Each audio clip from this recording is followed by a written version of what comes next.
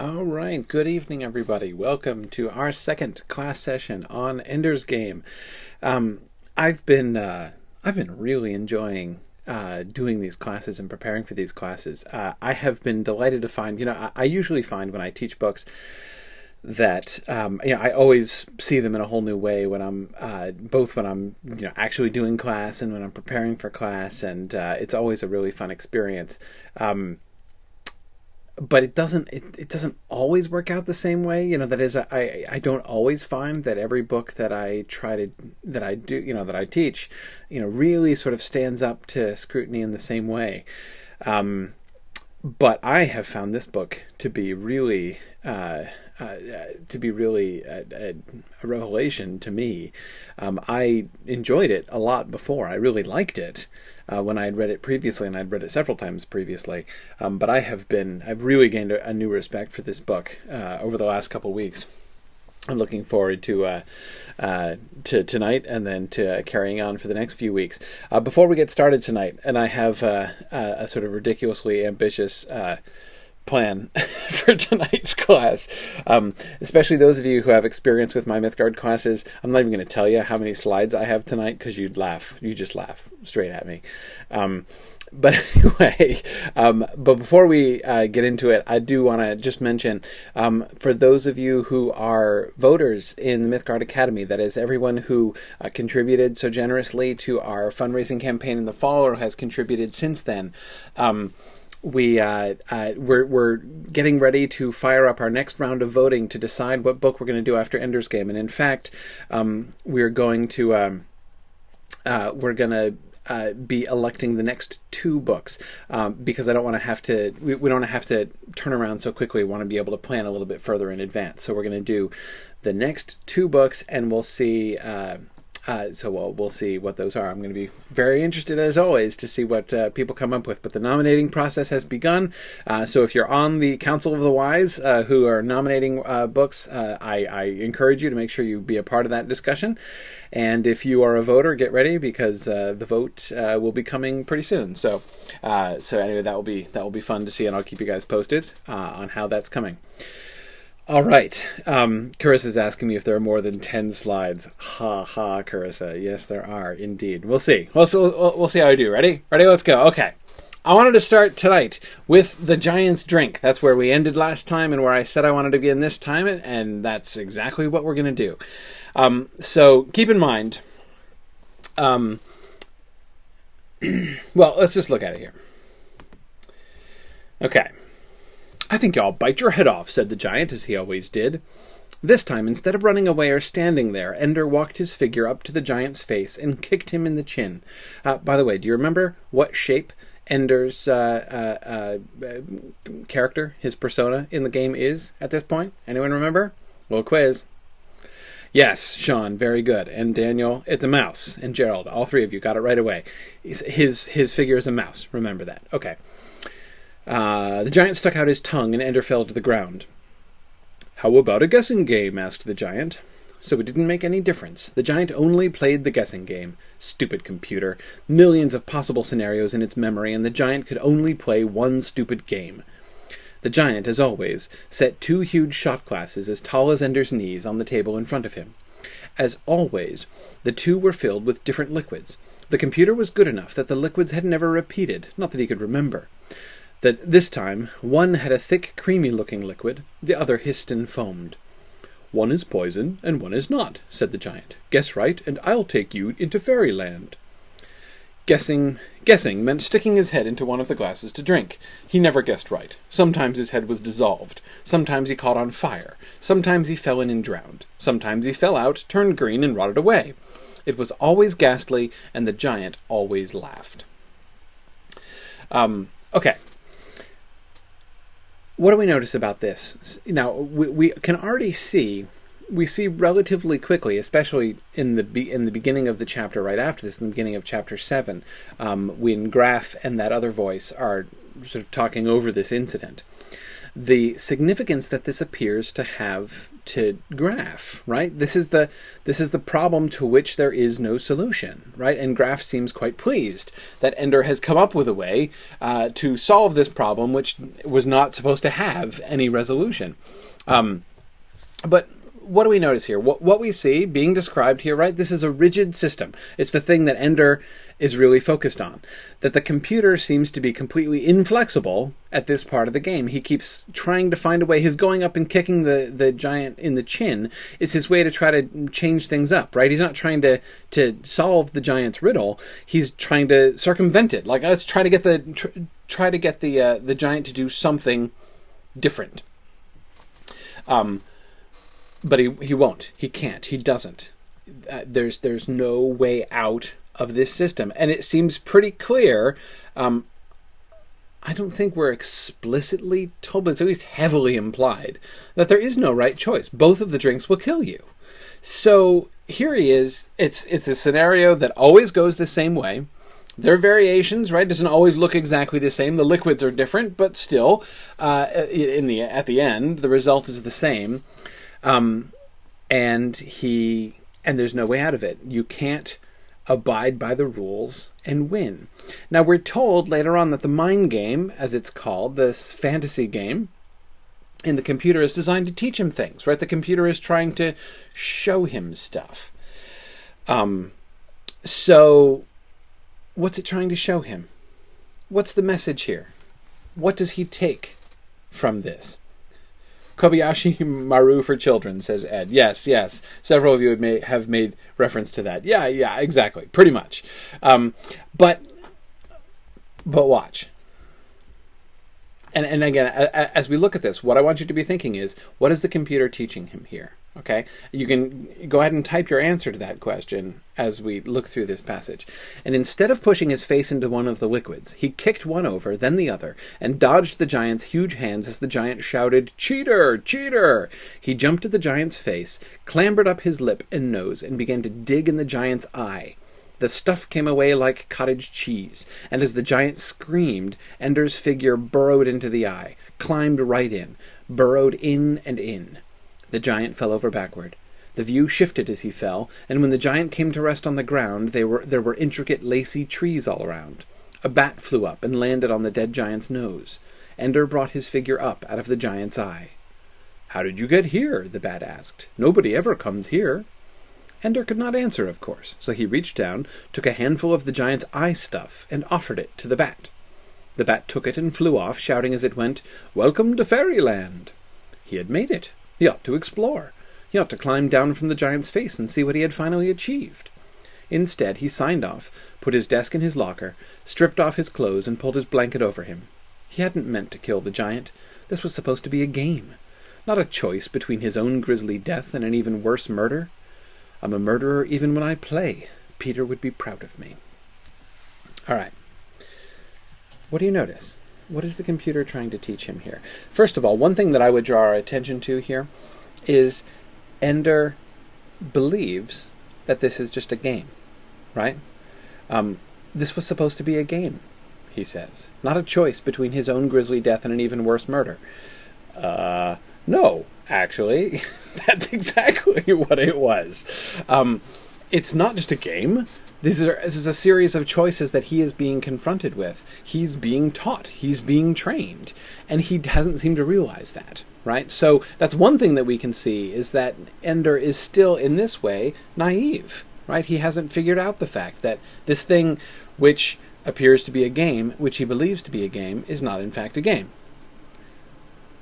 That will probably turn out to be relevant later on in the book, I suspect. But let me look at some of your answers here. What is the message? What is the computer trying to teach him here? Good. Several. Sean Hyde says to change the rules, to cheat, to use violence. Yes, all three of those things, which are none of them exactly identical, right? That's not to say the same thing three different ways. They're three different things, though they're certainly all related. Sharon, I like how Sharon Hoff says it. Do not accept the given parameters, right? That's what he was doing before. He was presented with the two drinks and told to pick one, told the rules of the game, which were not necessarily true, right? Told what the rules of the game were, and he had to pick one. He can only win by rebelling, essentially, against the game, by not conforming with the system that has been established for him. Okay.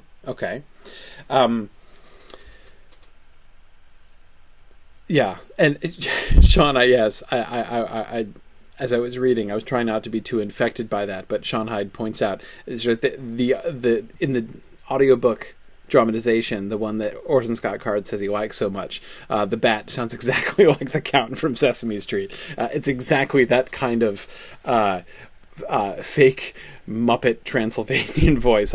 Sean, I found that really striking too, actually. Good. Carissa says that in a different way, the computer is teaching him to accept his limitations and to exceed them, to find the solution. There's always a solution, even if no one else can see it. Yes, exactly. And even if that solution might require you not just to step outside the parameters of the game that's established before you, but even larger parameters, right? I mean, remember the reaction that other guy who is unnamed in the conversation with Colonel Graff in the beginning of the next chapter, and he's appalled, right? Going in through the eye like that. He's like, man, like, he clearly questions Ender, right? Is this the guy we want in charge of our fleets, he says? He's crossed a line in doing that. Well, yeah. Right?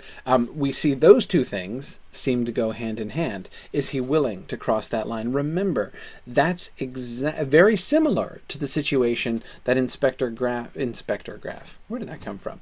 Or Colonel Graff placed him when he took the monitor off, the business with Stilson. Remember his mom, Ender's mom, right? When she hears that in fact, Colonel Graff is all over pleased that Ender put Stilson in the hospital, right? And she's like, "What? He passed that way? I thought he was in trouble, right?" And she's like, "So by beating Stilson mostly to death, that this is what you were hoping for? This is what passing the test meant to you, right?" She's kind of appalled, just like the other voice, the Graff's interlocutor there in the beginning of chapter 7 is kind of appalled by this also. But again, notice in both cases, Ender breaks the rules, right? Remember, he explicitly thinks of it in those terms when he's kicking Stilson while Stilson is on the ground. This is something that is not done, right? You don't do that. It is a known taboo in adult human culture that you don't kick somebody who is helpless on the ground. And he deliberately crosses that line in order to change the game. Right, in order to break the pattern that he can, and he sees, like the Giant's Drink, right? Here he is with Stilson and his gang saying, okay, if I fight back, if I don't fight back, I'm screwed, right? They're just going to come and beat me up again tomorrow. If I do fight back, they're going to come and take vengeance on me, right? And I'm going to be screwed again. So the only way that I can get out of this is by changing the rules and thinking outside the parameters that are given to me here. And that also means, by definition in that situation, means not just, again, breaking rules of a game, breaking parameters, but crossing a serious taboo boundary, right? And he does that in both cases. I think we can see there's a lot of pretty close parallels, I think, between those situations, and I think that we can see other things there too. Yeah, good. Oh, a bunch of comments, and I wish I had time to read all of them. Yeah, as James Heikkinen says, to win, even if unorthodox methods are required. Yes. Unorthodox, and that would be a gentle way to say it. Even unethical, I would go ahead and add. Again, even crossing those kinds of lines, those kinds of ethical, those kinds of moral lines, that seems to be. And again, Graff was fine with it. Not just fine with that, he was happy with it for the reasons that Ender did it. Right? That's what he had to find out. Why did you do it? And what Graff seemed to be wanting to know is, did you just do that because you like hurting people? Did you just do that because in some way, like psychologically, you got off on kicking Stilson when he was down, right? If so, then you're like Peter, and we don't want you because Peter is messed up, right? Remember, they rejected Peter for exactly this reason. Peter was smart enough, but he was too twisted, right? Apparently, that's why he's too violent. They didn't want him. He wanted to know if Ender was like that, but he was very pleased that Ender was willing to do what had to be done.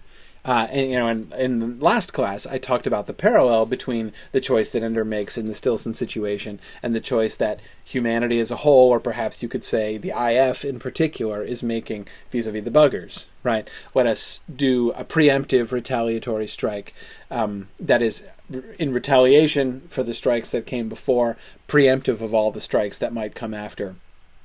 And let's just destroy it, right? And again, so how similar that is to what Ender's doing. So again, Graff approves of that rationale, just as Graff approves of him tunneling his way through the giant's eye and killing it. The significance of the eye, though, I mean, he gets to Fairyland, but he literally comes to see Fairyland through the giant's eyes, right? And there's a way in which that pun seems to me important, emphasized in my mind by the fact that he takes a chunk of eyeball, right, and offers it to the bat to eat, which presumably he does. He's like, hey, want some giant eyeball? That idea of consuming the, that there's, that he's not just killing the giant there. There's a way in which he seems to be, in this really literalized, physicalized way within the computer game, entering into the perception of the giant. I mean, it's like literally what's happening, right? He's tunneling into his eyeball. He's entering into his perceptions. Is therefore going to Fairyland, in this sense, is it tied in some way to his sort of seeing things from the giant's point of view, in a sense? I don't know. Well, I would go one step further here, actually, thinking about just backing up one step and thinking about the giant.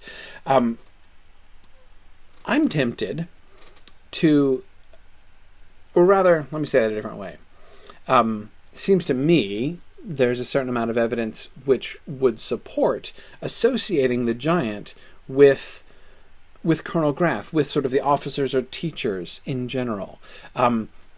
Think about how that works. On the one hand, you've got the size difference, or sort of an exaggerated size difference. You've got all these little children and the grown-ups.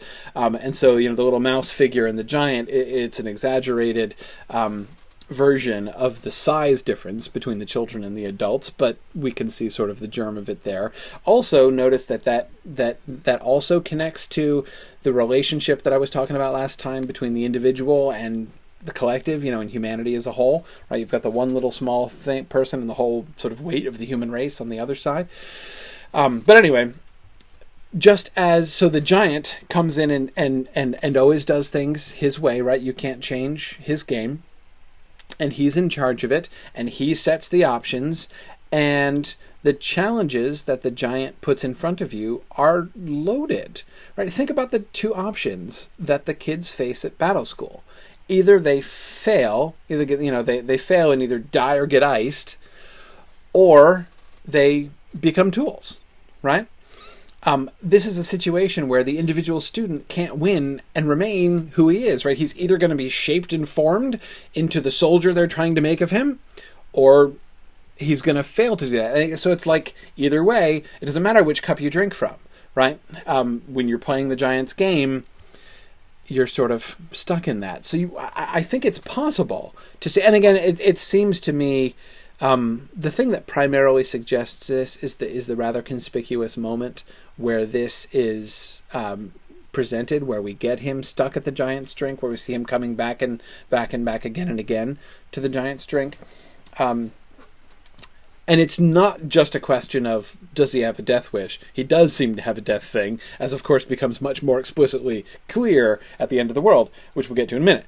But I think this, you'll remember this happens at the moment of transition between his time with the Launchies and his time in Salamander Army when he first gets assigned to Salamander Army.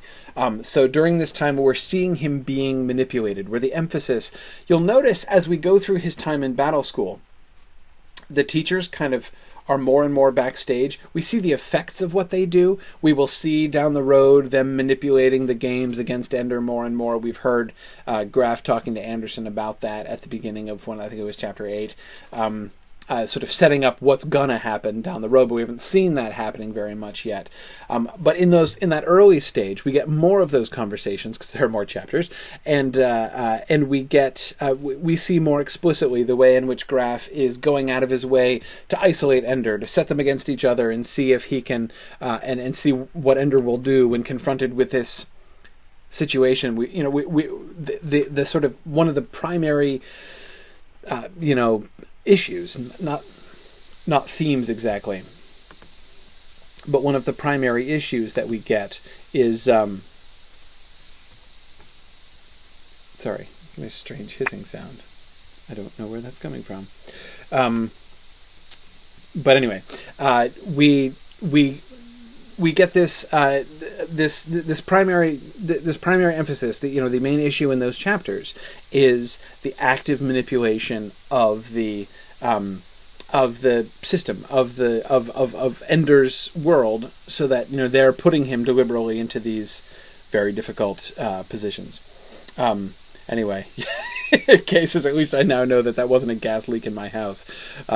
Yeah, I have no idea. Sarah King wonders, what if Ender had kissed the giant instead of murdering him? It's a really good question. I don't know.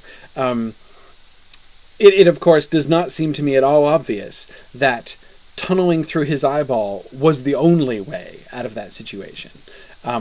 Just as, because Sarah, you could ask the same thing. Had he eaten the snake instead of kissing it at the end of chapter 9, would that have worked too? I think there's a chance it might have. I don't know. But anyway, those are good questions. Well, let's go on to look at a little bit more. But I want to pause here for a second, because already I've been doing a lot. We've been doing a lot as we've been talking about it. Of really sort of detailed interpretation of the, very sort of strange, dreamlike world in which Ender is living there in the mind game, in the computer game. And there might be, I don't know if any of you here are having this reaction, but I can certainly imagine people having a reaction which says, I think we're going a little too far here. I think that we're, this is all very well. We can construct some sort of intricate readings, but what reason do we really have to think that this stuff is really there? And in fact, again, especially if you have the audio version, if you listen to the interview with Orson Scott Card that comes at the end of the dramatized version, you will, he says explicitly of these sequences, of the mind game sequences, that he didn't really mean anything by them. They were just like totally stream of consciousness on his part. It's just like whatever weird thing came to him next, he just kind of put it down. So again, I could easily see somebody saying, aren't we just kind of spinning our wheels here? I mean, again, Orson Scott Card says, I didn't mean anything by it. It was just stream of consciousness. So why am I spending all this time trying to be like, the giant is the symbol of, authority in the battle school, if Orson Scott Card says that that's not how it works? Well, here's my answer to that question. If an author wants to say that he didn't mean anything by it, that it was just stream of consciousness, I'm fine with that. Okay, that's fine, Orson Scott Card. Maybe you didn't mean anything by it. In that case, I think that his subconscious was doing a bang-up job, because I think that we can see some really clear patterns. Whether he intended them or not, I think that we can see some really clear patterns. And what's more, maybe he didn't intend it, but despite the fact, in that case, that he didn't intend it, the book itself gives us clear cues to interpret them. We are not permitted by the story not to interpret the stuff that happens within the mind game. If that's what Orson Scott Card wants, if he wants us not to interpret it, well, then I'm afraid he's arguing against his own story, because his own story does, in fact, very strongly push us in that direction. Let me show you what I mean by this. By the way, this is one of the reasons why I don't listen to authors when they say things like this. But anyway, exactly as Susan Minger says, if the author didn't consciously mean it, that doesn't mean it isn't there. Yeah, that's right. When an author says, oh no, I didn't have any intentions there, I find that very interesting. I'm always fascinated to hear about that. Again, it doesn't convince me that there's in fact nothing to be seen. It just sort of tells me a little bit about their process. And I don't know. To some people, I think perhaps it might sound strange to say something like, I don't think, to take a given book and say, I'm not really sure that the author fully understood the meaning of what it was that he wrote. That might seem strange, might even seem arrogant. I don't think so. I'm not trying to say that I'm like far smarter than the author or anything like that, but that seems to me actually to be kind of often the case. And that one of the things that I am always interested to hear one thing that I do notice when I do listen to authors talking about their work, is the extent to which they often speak as if the thing just sort of happened. Like the way that Tolkien writes, as if he's discovering something, not as if he's inventing it. And many authors who just sort of speak of their characters as if they are people that they have met and learned about, rather than a story or a character they've just invented. That seems to be often the case, and so it actually seems to me not an insult to an author to say that, but rather a recognition of what many authors themselves seem to say.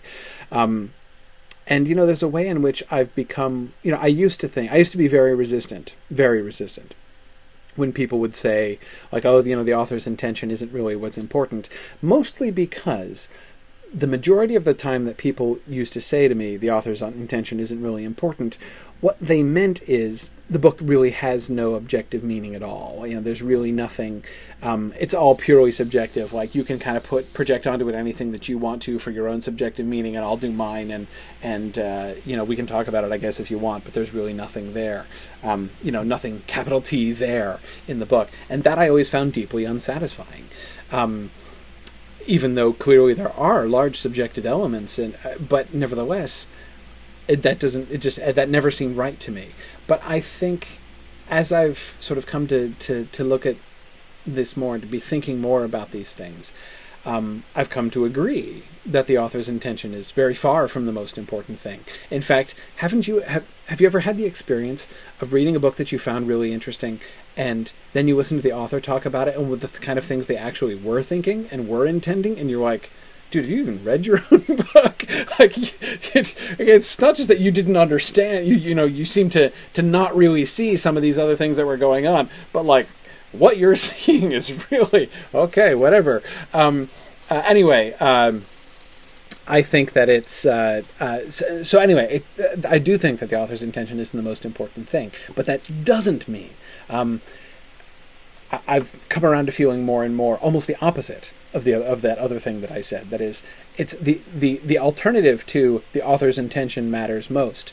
The alternative is not there's no objective meaning, but rather meaning is the domain of readers, right? When we receive the story, we perceive meaning. That when an author tries to insert meaning, they can intend something, and that intention might in fact come through. But the meaning of a book usually is more than the intention of the author. That's almost, increasingly in my own view, almost a defining characteristic of what makes for a really good book. And that meaning, it's the author is in control of that meaning. Meaning is about the readers and the book. Once the book has been written, then the author can try to, they can intend some things, and it's not that I think their intentions are irrelevant or never happen or anything like that. Maybe they do, but it's not the same thing as the meaning. And again, then the meaning is out of their hands once they've written it. Yeah. Lynn says meanings are created. It's an active process. I agree. Even in a sense, an interactive process at times. I think between the reader and the story. And that's one of the things, it's why I find so fascinating doing the kinds of close readings that I do, like I did in my Hobbit book, like I like to do in my classes. I find that I learn so much. There's so much to discover, and so much new to see. It's really fun. But anyway,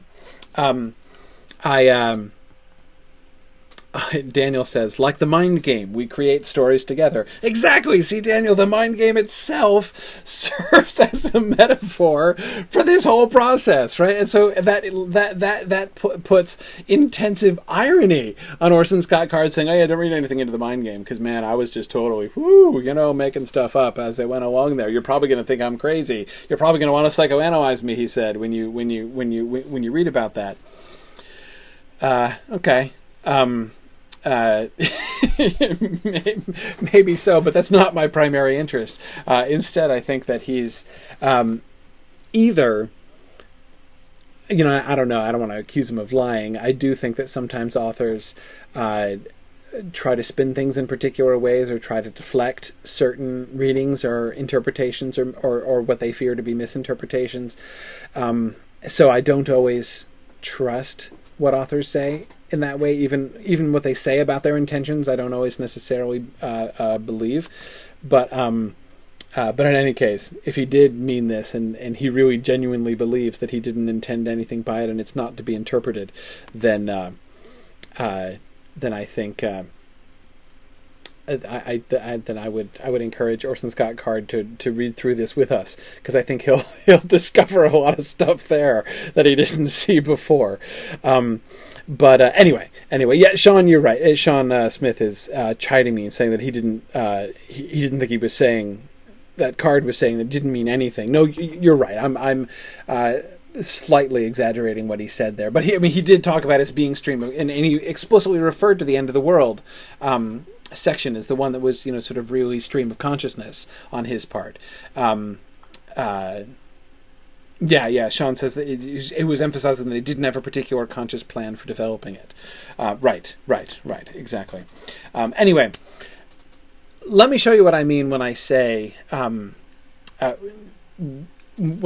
I feel the book really pushes us to do interpretation. Because by that, I don't just mean interpretation is really tantalizing, right? I mean, it's so rich in detail and it's really tempting to read into it. That's true, but that's not what I mean when I say that the book is inviting us. I mean it's explicitly inviting us. Let's look at the end of the world passage, and I'll show you what I mean. Okay, so here's Ender getting to the end of the world for the first time.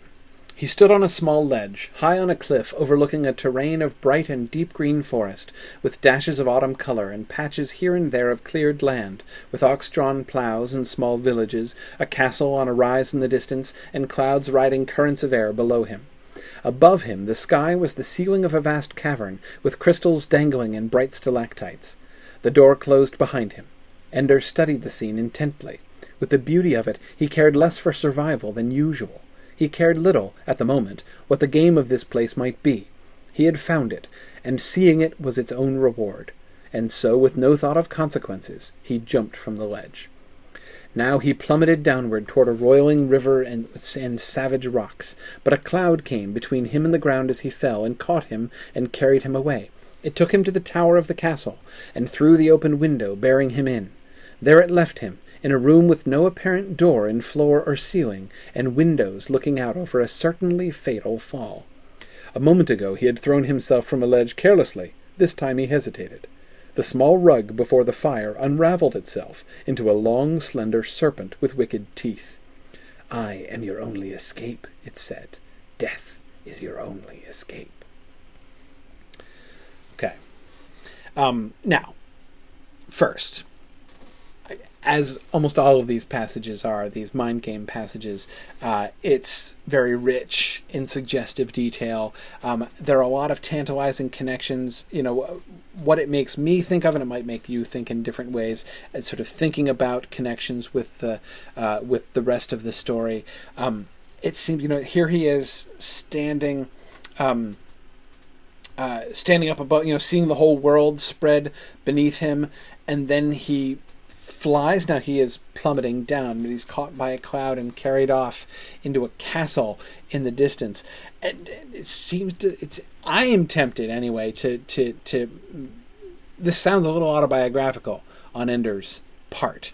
That is, seeing the world, because he did launch away in a rocket from the world, so the leaving the world behind him, and he goes to, well, it's not a castle, but to this fortified, militarized place where he is trapped and whose only escape is death.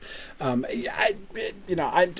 my immediate temptation to sort of move in that direction, thinking about the end of associating the battle school with the castle at the end of the world, the place where Ender is trapped, right, and he doesn't see any way out, and he doesn't know what to do next. It's like the recapitulation of the Giant's Drink situation in a sense. Now, there's nothing conclusive here. My reading might be really unsatisfactory, but it's interesting anyway. But again, are we justified in interpreting this? Yes. Look what happens immediately afterwards. Furious, Ender snapped off the desk and went to the color wall where he found the ribbon of green, green, brown. Remember, he had just been, the message just appeared to tell him that he's late and he has to go to his new army. Remember, this is all happening. His coming to the end of the world is all happening at the exact moment when he is transitioning from his launch group to Salamander Army, right? So at that moment of transition, he stops on the way to Salamander Army, and that's when he gets to the end of the world here. And followed it as it lit up before him. The dark green, light green, and brown ribbon reminded him of the early autumn kingdom he had found in the game. I must go back there, he told himself. The serpent is a long thread. I can let myself down from the tower and find my way through that place. Perhaps it's called the end of the world because it's the end of the games. Because I can go to one of the villages and become one of the little boys working and playing there, with nothing to kill and nothing to kill me, just living there. As he thought of it, though, he could not imagine what just living might actually be. He had never done it in his life, but he wanted to do it anyway. That is to say, one really simple thing that we see right away, Ender interprets it, right? How can we resist interpreting and trying to figure out what is the end of the world? What do these things stand for? What does it mean? When Ender himself immediately is performing that exact same function. He has a theory. Maybe the end of the world means the end of the games, right? Maybe it means I can go to the village and just be a normal boy. Now, it turns out he's wrong, right? In fact, it sounds rather like he's more than wrong, like he's horribly wrong. He's horribly, ironically wrong, because he seems to be thinking that it means escape. It's the end of the world. It's the end of the games, right? I'm done. No, when in fact it means imprisonment. He's being taken to this castle not because it is, this entrance to fairyland like he had been told before, but rather it is this final trap, this final imprisonment. The only escape is death, the serpent tells him. So again, Ender immediately tries to interpret it. So in case we weren't, in case we weren't yet doing this interpretation, Ender is immediately prompting us to do it. And in case we haven't picked up that cue, we're not immediately, but we're given another one pretty soon. That is, we get the teacher conversation at the beginning of chapter 9, and they're trying to interpret the end of the world and what it means. This is what's his name? Major Imbu talking to Colonel Graff and explaining about the mind game. And the mind game is designed to help shape them, help them find worlds they can be comfortable in. You don't get it, do you, Major Imbu? I don't want Ender being comfortable with the end of the world. Our business here is not to be comfortable with the end of the world. The end of the world in the game isn't necessarily the end of humanity in the Bugger Wars. It has a private meaning to Ender. Good. What meaning? I don't know, sir. I'm not the kid. Ask him. Major Imbu, I'm asking you. There could be 1,000 meanings. Try one. You've been isolating the boy. Maybe he's wishing for the end of this world, the battle school. Or maybe it's about the end of the world he grew up with as a little boy, his home, coming here. Or maybe it's his way of coping with having broken up so many other kids here. Ender's a sensitive kid, you know, and he's done some pretty bad things to people's bodies. He might be wishing for the end of that world. Or none of the above, says Colonel Graff.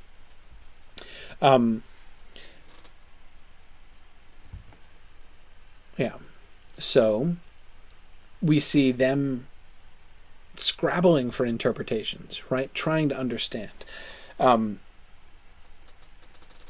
Note the leap that Colonel Graff makes right away. Help them find worlds they can be comfortable in. And he says, you don't get it. I don't want him to be comfortable with the end of the world. So notice what the phrase, the end of the world, means for Graff, right? He's thinking only of, as Major Imbu says, the end of humanity in the Bugger Wars, right? That's not, as Major Imbu says, I think I agree with Major Imbu on this point, that's not what he's talking about. Graff seems to be thinking of like a chronological end of the world, like the end point of the world, the end point of the human world, anyway, the end point of humanity, the time in the future when humanity comes to an end, and I don't want him to be comfortable with that idea. It does not seem to me at all, based on what we see in the actual game and what Ender is thinking about it, it does not seem to me at all like this is an end of time thing. He seemed to be thinking about the end of the world not in time, but in space, in a sense. Imbu seems to be much more close there when he's thinking about, you know, the end of this world, that is coming to the limit of the world that he is in. Not to the point at which that world terminates, but coming to its limits, coming to its boundaries, and not being able or not wanting to move beyond that, right?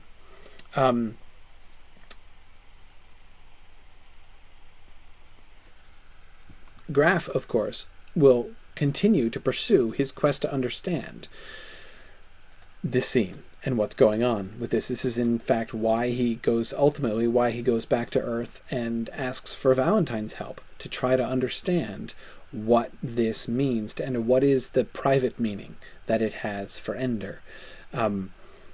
So again, the whole focus, not the whole focus of Chapter 9, of course, there's other stuff going on in Chapter 9 as well, but a major focal point of this part of the story is how to correctly interpret the end of the world passage. So this is what I mean when I say the story demands that we interpret at least that one passage of the mind game. And if it's going to insist that we understand, we try to grapple with the meaning behind, the meaning or maybe multiple meanings of this sequence in the mind game, I feel fully justified in carrying on doing that with other parts of the work. We'll come back to this scene and what this means at the end of class, as I am very confident we're going to get all the way through all the passages I wanted to talk about and all the issues I wanted to discuss tonight. So that's fine. But here's another example. Another example of this kind of what seems to me the inevitability of interpretation here. Again, the children laughed at him. This is the children in the playground. Laugh all you like, Ender thought. I know what you are. He pushed one of them. This is the second time, of course, he's confronted them. They've already turned into wolves and devoured him. And he's seeing them the second time. She followed him, angry. Ender led her up the slide. Of course he fell through, but this time, following so closely behind him, she also fell through. When she hit the ground, she turned into a wolf and lay there, dead or stunned. One by one, Ender led each of the others into a trap, but before he had finished off the last of them, the wolves began reviving, and were no longer children. Ender was torn apart again. This time, shaking and sweating, Ender found his figure revived on the giant's table. I should quit, he told himself. I should go to my new army. But instead he made his figure drop down from the table and walk around the giant's body to the playground. This time, as soon as the child hit the ground and turned into a wolf, Ender dragged the body to the brook and pulled it in. Each time the body sizzled as though the water were acid, the wolf was consumed, and a dark cloud of smoke arose and drifted away. The children were easily dispatched, though they began following him in 2s and 3s at the end. Ender found no wolves waiting for him in the clearing, and he lowered himself into the well on the bucket rope. Okay. Yeah.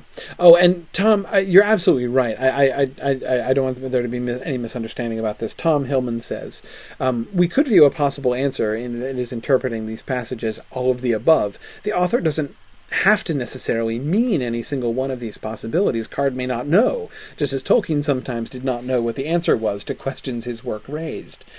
Absolutely, absolutely. I am not at all trying to suggest that there is a real meaning which Card could reveal to us if he were just being honest and a little less coy about it, right? But he's, sort of being forthcoming and wanting us to guess.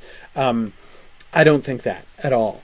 I'm perfectly willing to believe that Card might not himself, have consciously conceived the full meaning of what he was writing. And I don't think he's necessarily holding a key. I also do think there can be multiple interpretations. The multiple interpretations given by Major Imbu in that earlier passage seem to me could both be true. This is. I don't think there is that there must only be one possible interpretation of several of these passages, especially something as complicated as that end of the world room. But anyway, back to the non-children here, the children who really turn out to be wolves. Now, this is something which, again, if we just look at the details of this passage, which seems to have very suggestive connections to other things that we see going on in the story, right? We have a playground, right? It's children's play. It's a game, right? But it turns out to be combat. The play, the apparent games, turn out only to be a setup which enables you to trap and destroy your enemies, right? Again, something which seems to have a certain amount of relevance to the rest of what's going on, even if we only think about it from a battle school point of view, right? Notice also the sort of ruthlessness that is necessitated for survival. It's not enough just to deceive them by luring them into the trap. You've got to deceive, and then you've got to kick them while they're down, right? You've got to take their unconscious bodies and drag them into the stream where they will be horribly destroyed, and you've got to do it again and again and again until they're all gone, right? And again, that dynamic seems like a familiar one, right? This seems to be a very similar thing to what's going on with Ender in other places. And again, if we think about how is he being trained, how is he being prepared, the going through, the boring through the giant's eye, the destruction of the wolf children, it seems to fit with the patterns that we're seeing, both in how Ender tends to react anyway and how he's being trained to react by the training that's being given to him here at Battle School. But there's another cue here. It's not just this sort of the suggestive parallels that again lead me to feel that I have not just a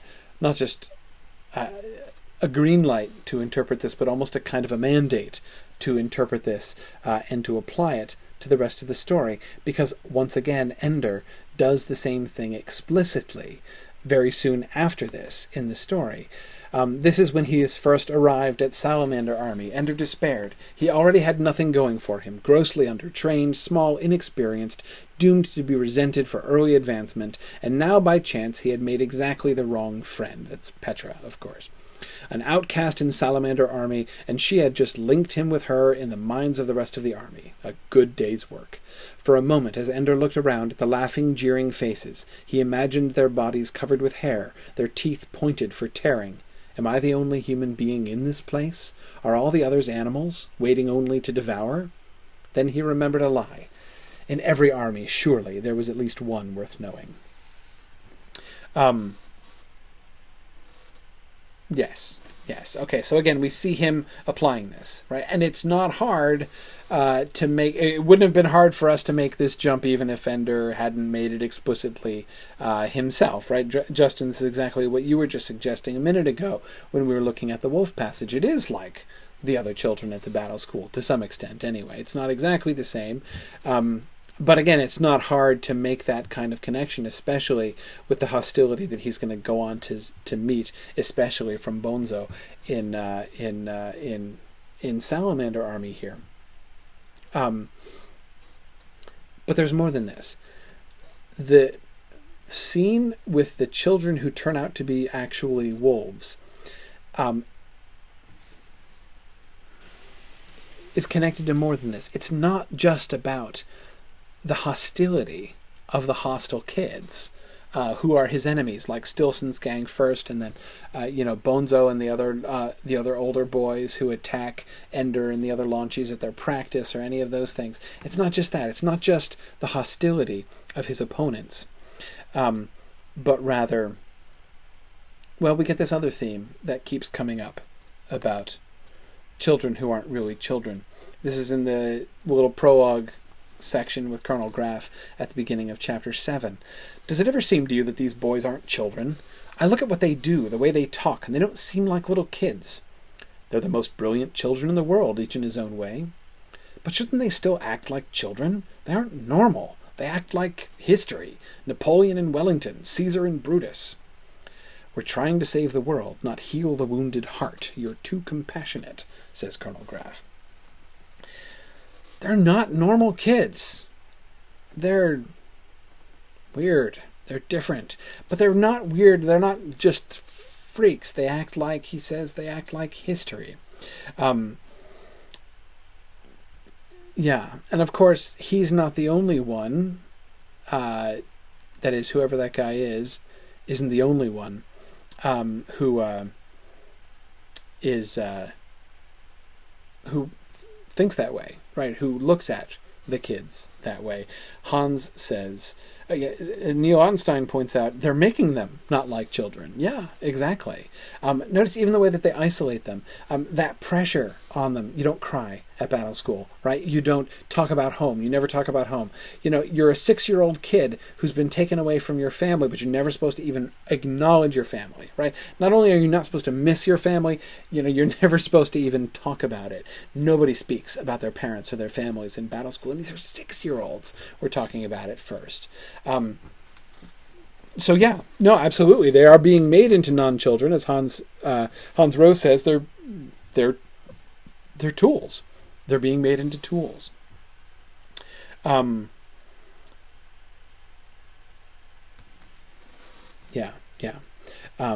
Yes, Brandon, you're anticipating me. We'll get to that in a second. But of course, you'll remember, as at least one of you was pointing out earlier on, this is exactly what Dink says. In that the conversation that Dink has with Ender, I think is a really important one. I know, says Dink. You've been here a year. You think these people are normal. Well, they're not. We're not. I look in the library. I call up books on my desk. Old ones because they won't let us have anything new. But I've got a pretty good idea what children are, and we're not children. I love the fact that Dink, who's what, like 10, maybe 11, has done research into what children are like, right? Anyway, we are not children. Children can lose sometimes, and nobody cares. Children aren't in armies. They aren't commanders. They don't rule over 40 other kids. It's more than anybody can take and not get crazy. Ender tried to remember what other children were like in his class at school, back in the city, but all he could think of was Stilson. I love the ambiguity of that last sentence, right? Because, of course, it cuts both ways, and it cuts both ways exactly equally. He tries to think about other kids, normal kids, and the only normal kid he can remember is the bully who tried to beat him up. Stilson and his gang, who acted like wolves, right? But, of course, it's possible that when all he could think of was Stilson, all he was thinking of is the broken and bleeding body of Stilson sprawling on the ground after Ender got through with him, right? Ender is the wolf, not Stilson. In that version, in fact, they're both kind of like wolves. So anyway, I really love the way that last line there sort of cuts both ways. And Carissa, I completely agree with you. It's not that they're just not... that it's not only that they're non-children, they're non-human. Absolutely, they're going through a kind of dehumanizing regimen. It's the giant's drink, right? No matter which way you choose, if you choose to accept our regimen, you will fail. And who really knows what happens to the kids who are iced, right? Remember what Graff says to Valentine? When she wants more details about what's going on with Ender, and he's like, I could tell you, but then I'd have to keep you in like confinement, right? I could, it's secret. I can't imagine that the people who ice out of battle school just go back to their moms and dads and rejoin society. In fact, based on everything Graff says, that certainly does not happen. So again, who knows what happens to the kids who ice out of battle school? If you take the one drink, you're going to be destroyed in that way. If you take the other drink and get with the program, you're going to be dehumanized and you're going to be destroyed in a different way. Anyhow, yeah. It seems to be sort of a general condition, but certainly a general condition describing the kids here at Battle School. So they're not normal kids. But again, the one simple point that I would make here is clearly this is the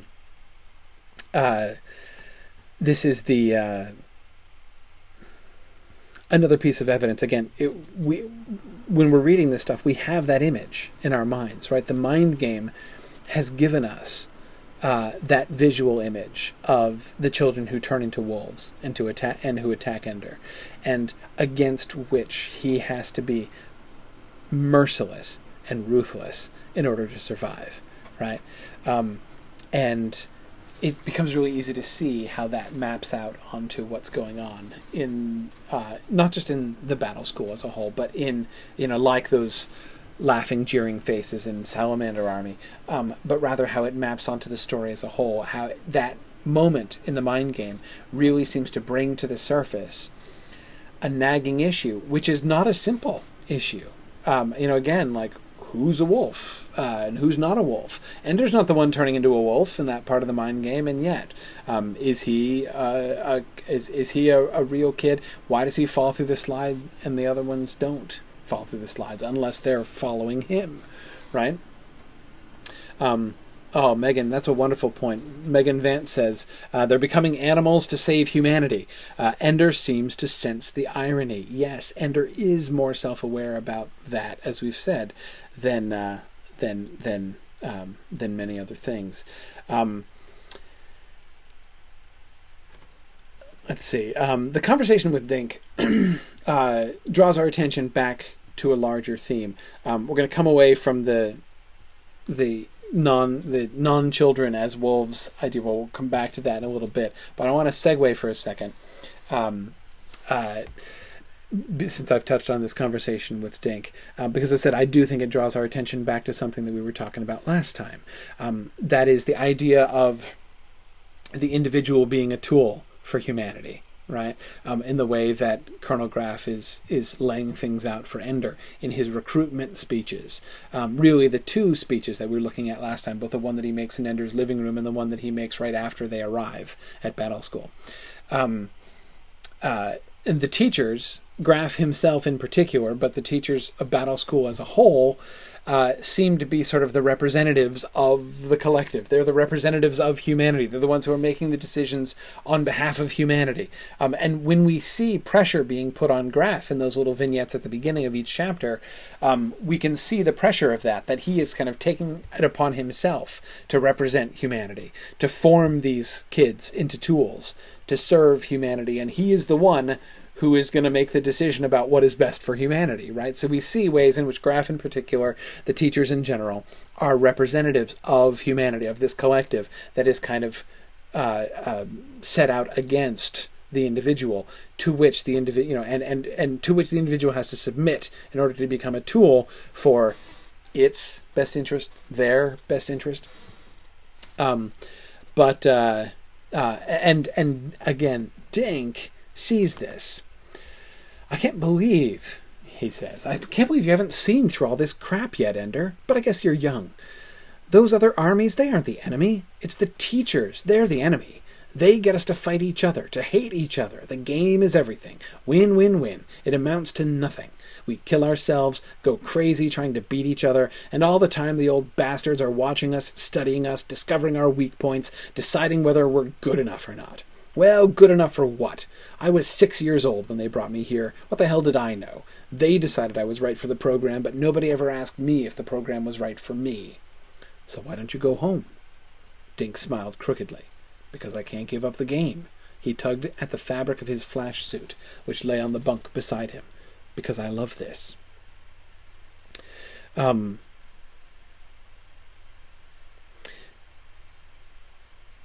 Dink gets this, right? Dink gets the fact that they're not really the enemies of each other. That it is, again, like it's not, if you sort of back up a step from the mind game situation, right? Ender's problem is not with kids who turn into wolves. Ender's problem is not the room at the end of the world. It's not the snake. It's not the mirror. It's the computer. Right? It's the computer that's putting him in these situations. He might hate, and he does seem to hate, what he has to do. He hates having to kill the giant. He hates having to kill the wolves. To murder the children who are wolves or not children or whatever.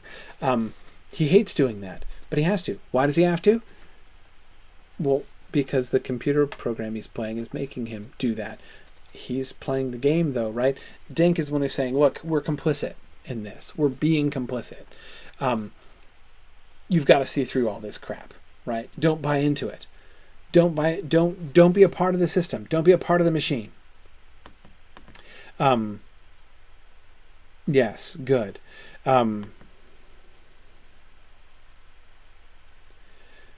Yeah. Exactly, Gerald, exactly, because Ender can't leave the mind game alone even though he hates it. Absolutely, exactly like Dink, right? And he keeps like, stupid computer, I should go do something else. I should stop this. But he can't. He goes back, and goes back, and goes back. He can't help himself. Very good. Very good. But of course, it's not just the teachers at school, right? Again, they're only the representatives of the bigger issue. But that's what I came for, Ender said. Now this is jumping ahead a little bit in their conversation. For them to make me into a tool, to save the world. I can't believe you still believe it. Believe what? The bugger menace. Save the world. Listen, Ender, if the buggers were coming back to get us, they'd be here. They aren't invading again. We beat them, and they're gone. But the videos, all from the first and second invasions. Your grandparents weren't born yet when Mesa Rackham wiped them out. You watch. It's all a fake. There is no war, and they're just screwing around with us. But why? Because as long as people are afraid of the buggers, the IF can stay in power. And as long as the IF is in power, certain countries can keep their hegemony. But keep watching the vids, Ender. People will catch on to this game pretty soon, and there will be a civil war to end all wars.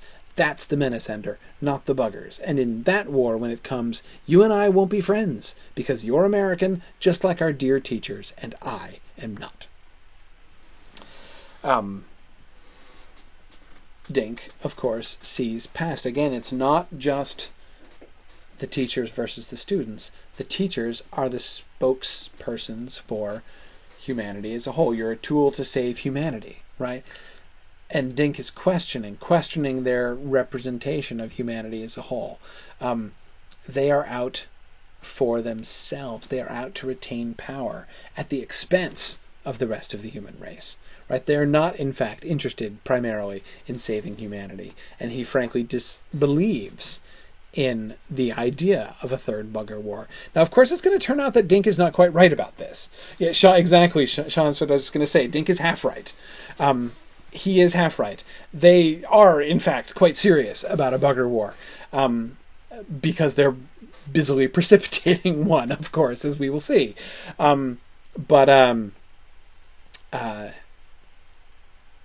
But he is partly right.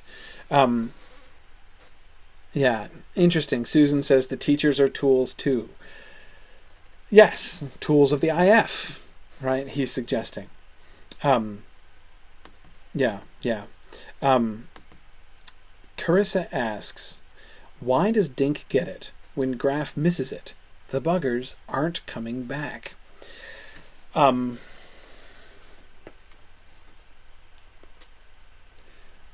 What's all the mentality, right? The Stilson mentality, or rather the anti-Stilson mentality. Humanity, or at least the IF, or at least some officers in the IF, have done exactly the same, calculus of survival that Ender does when he's confronted by Stilson and his gang, right? How can I ensure that I don't just win this fight today, like they did in the second Bugger Wars, right? It's not enough to have Mazer Rackham win, right? That won this war, fine. How can I win all the wars, right, to come? And remember, they do have enough. It's not that their conclusion is utterly irrational. The buggers did come twice. It's not like they just came once and are assuming, oh my goodness, they're obviously coming back. They did come back once already. So it's not a wholly irrational conclusion to think that they might come back a third time. But again, it's that same calculus. No, I need to think outside the box here, right? I need to, it's time to go through the eye of the giant, says IF, right? We're not just going to drink out of either one of the glasses that's presented to us, right? That is to die, to do the equivalent of icing out, right? To just not be prepared and be dead meat when the buggers come, or to try to defend humanity, right? No, let's beef up our defenses. Let's try to be ready when the buggers come again. That's what everybody else thinks they're doing, right? But say, no, we're not going to do that. We're not going to take either one of those. We're going to go right through we're going to go right through this giant's eyeball, right? So that seems to be the decision that IF has made. But again, they don't seem to be willing. Carissa, so I guess my answer, why does Dink get it when Graff misses it? It's an unwillingness to choose one of the drinks, I think, anyway.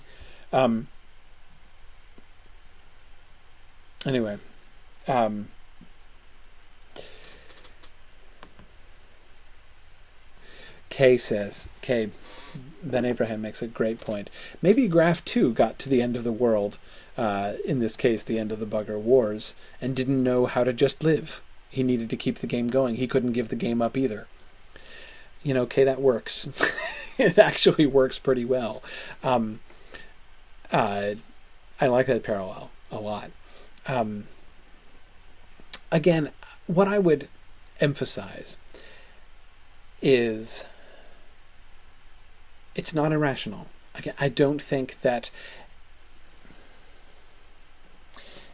when we see the parallels between Ender's situation with Stilson and with humanity's confrontation with the buggers, when we see those circumstances, if we are uncomfortable with Ender kicking the crap out of Stilson, which I think we're supposed to be uncomfortable with. He's uncomfortable with it.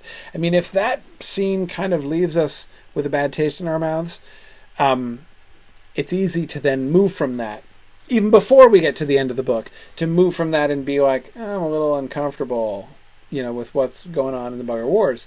But I don't think I think we have to hesitate before going too far with that. I don't think that we can be too hasty in condemning either the IF or Ender in that moment. Ender is a social outcast because he's a third. He believes he's going to be on his own from now on. He's just lost the monitor, right? So there's no question of him being taken up to battle school. Nobody's watching out for him anymore. He is alone. No one's going to help him, and he's got to take care of himself somehow. And he's outnumbered, and he's smaller, and he's got to do something. Or he's just going to die, right? He's just going to get the crap kicked out of him all the time. So what does he do? Again, that's not to say that what he does is the awesomest thing, and I'm giving 2 thumbs up to it. But I think that we have to be cautious in condemning it. If we really put ourselves in his position, his reasoning does make sense. And if we put ourselves into the position of, Graff and the officers of IF, the choice that they make makes sense too. Again, the buggers have come twice. What reason do they have for thinking they won't come a third time? But Sharon Powell is right. Sharon says maybe Graff is just pure military and he can't see anything outside of that box. Yeah, I was suggesting that Graff doesn't want to drink, right? That he wants to go straight through the eyeball of the giant too. But you're right, Sharon, that there's reason to think that Graff and the officers of IF don't necessarily see outside the box in the same way that Ender does. But I don't know. I think we do get some evidence that they kind of do, actually. Remember the scene in the rocket right after the launch when Graff comes in and all of the other boys they're still... It's the orientation thing that we were looking at last time when Ender is the only one who gets the fact that direction is purely arbitrary now that they're in no gravity. And Graff is the one that's sort of toying with the boys, right? He's trying to mess them up by, standing up in one way and orienting himself in a different way. That is to say, Ender gets it and Graff gets it. They're the only 2 people in the rocket who get it. Right, who get that way of looking at things, looking outside of the framework, the accepted, adopted framework that you've brought to the thing. They can see outside that framework, right? That's what Ender does with his, the enemy's gate is down thing. He can see outside the accepted, the framework that he brings in. Yeah. Brian Yoder makes a wonderful point, and I don't want to go there too heavily right now, Brian, because we'll wait for that a little bit, but it's very worth mentioning. Brian says, the IF and its officers don't see the buggers as human or equal in any sense. When they look, they only see a menace, a monster, something without thought or emotion. They see only the wolf and not the child. Ender learns to see both. Yes, it would seem to be that what they're wanting to do, if what the computer is trying to train him in is to say, not there are creatures who are sometimes children and sometimes wolves, but rather creatures who look like children but they're really wolves, right? Treat them all as wolves. Think of them all as wolves. Get acclimated to treating them ruthlessly and mercilessly because they're just wolves, right? And you're right, that seems to be certainly in keeping with sort of the bugger threat in general. And Steve Hawley, to whom I always like to appeal. Steve is, I know, himself a soldier and a veteran, and can certainly speak to these things much more directly than I can. Says, the military is trained to war game against the worst case and plan accordingly. Yeah, exactly, and that's why, again, I think that we're missing the point if we look at Colonel Graff and the rest of the officers and be like, oh, that's horrible. Them just assuming the buggers are going to come back like that and taking a preemptive strike against them. That's horrible. No, it's not. It's prudent, actually. It makes perfect sense within their framework. It is indeed the logical thing to do, just as what Ender does to Stilson is, from one point of view, a logical thing to do. So, Steve, I absolutely agree with you, and I think that's a really important thing for us to recall. But anyway, let's move on. I'm up to passage 11 already. Ed, I bet I beat your prediction already, didn't I? But anyway, let's stay on the move. What we see here is that at school, as we move into the later chapters here, the later part of today's reading, what we begin to see is something that several of you were already referring to. That is Ender's increasing dehumanization.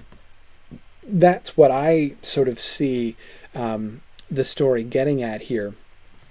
In this moment when he's starting to despair, this is when he's talking to Shen and Alai, and they are joking with each other, right? They're treating each other like friends, but they're not treating Ender like a friend anymore. And they apologized again, back to business, back to respect. And Ender realized that in their laughter, in their friendship, it had not occurred to them that he could have been included. How could they think I was part of it? Did I laugh? Did I join in? Just stood there watching like a teacher.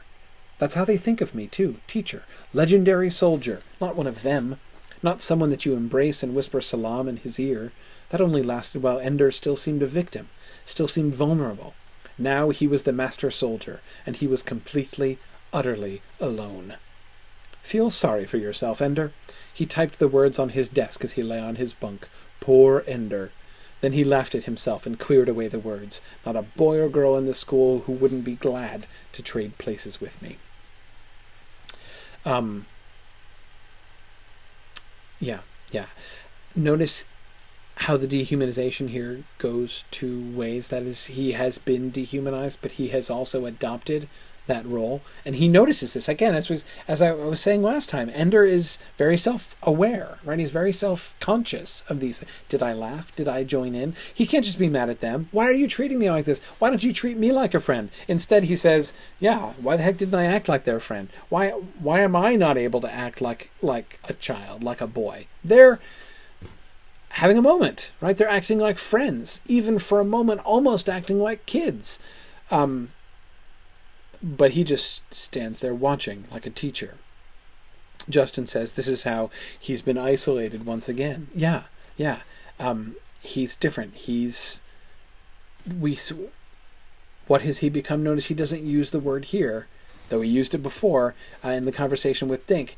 But he's not used it here, but teacher, legendary soldier, tool, right? This is Ender becoming a tool, dehumanized. And we see the effect of this in the room at the end of the world. Except, of course, saying there's no danger, nothing happens in the game anymore. He never is killed gruesomely anymore.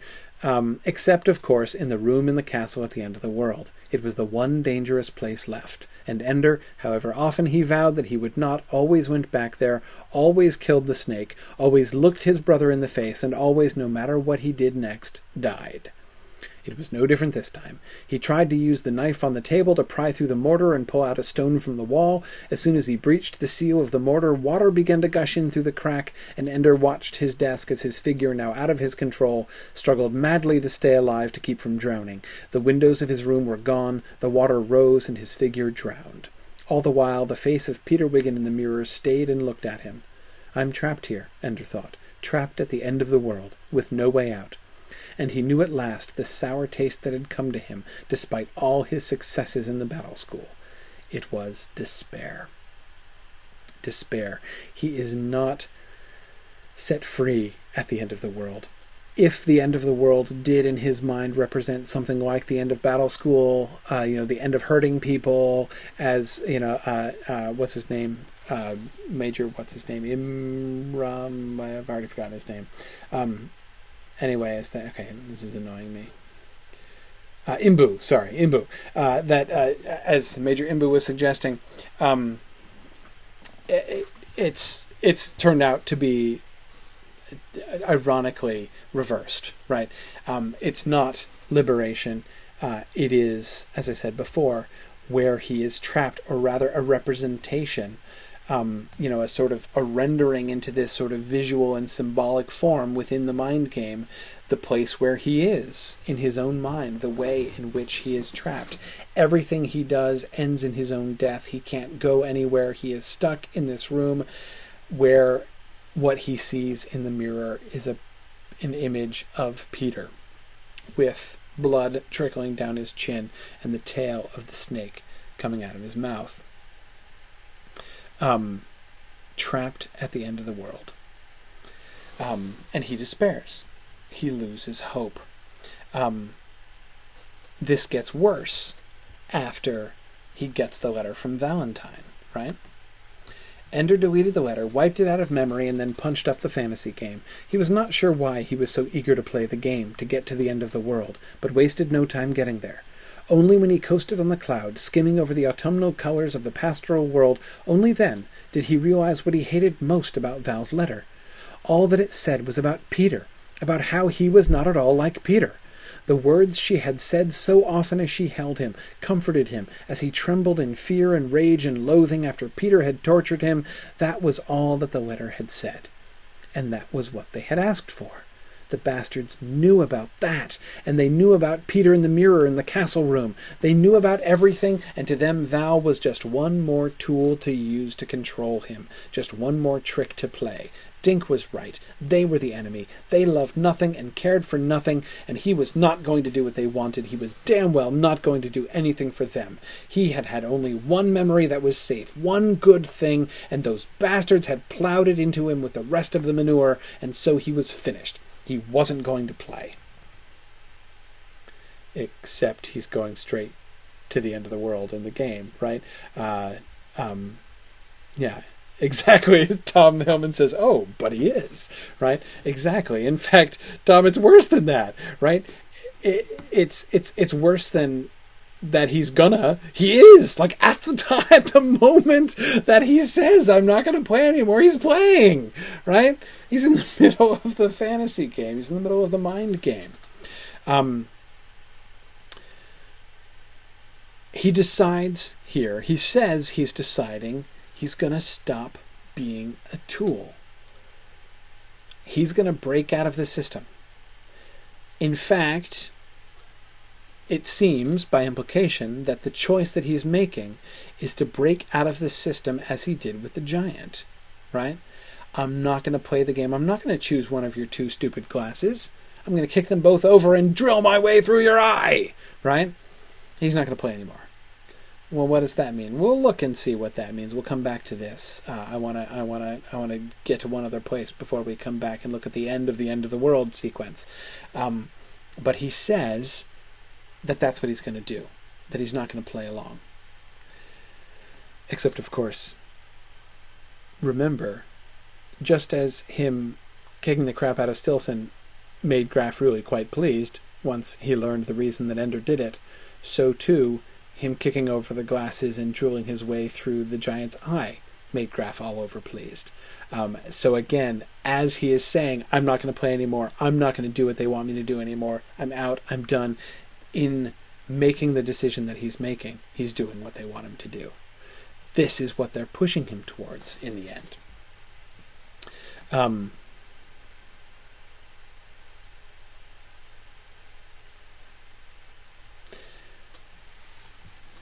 Yeah. Okay. This brings me to Valentine and Peter, to the Locke and Demosthenes plot. Because we can't go any further without talking about Peter and what Peter's significance is here in the end of the world. I have to admit, when I first read this book, I really hated the Locke and Demosthenes bits. I thought it was a distraction.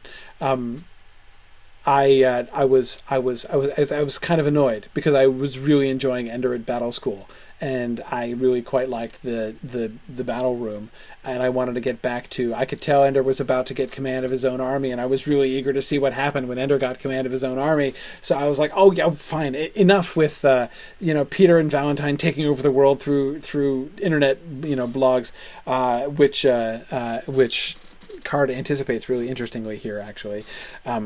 Recall that there was really no internet when this book was written, but anyway, it's there's I came to realize, reading this book more times, that in that initial reaction that I had, as I said, that was the initial reaction I had when I first read the book. Ed, exactly. Ed says, now I love the Lock and Demosthenes stuff, but I didn't when I first read it. Yeah, I didn't either. But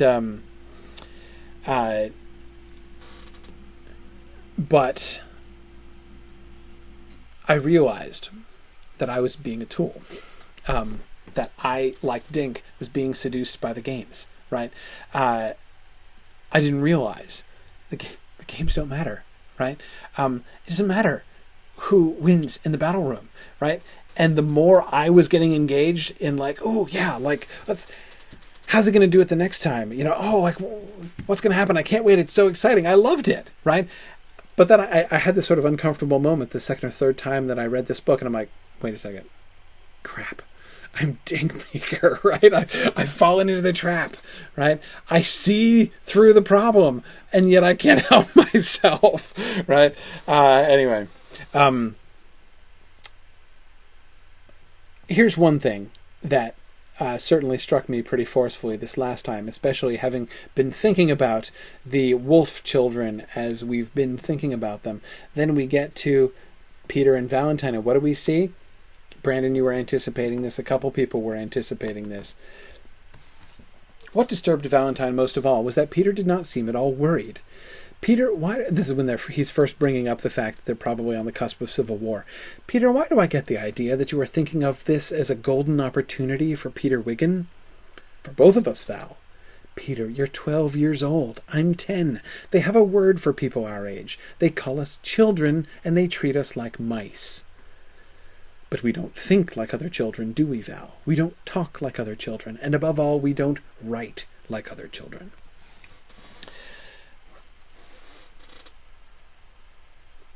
Of course, no, they're not normal kids. Just like the kids at Battle School, they're not normal kids, right?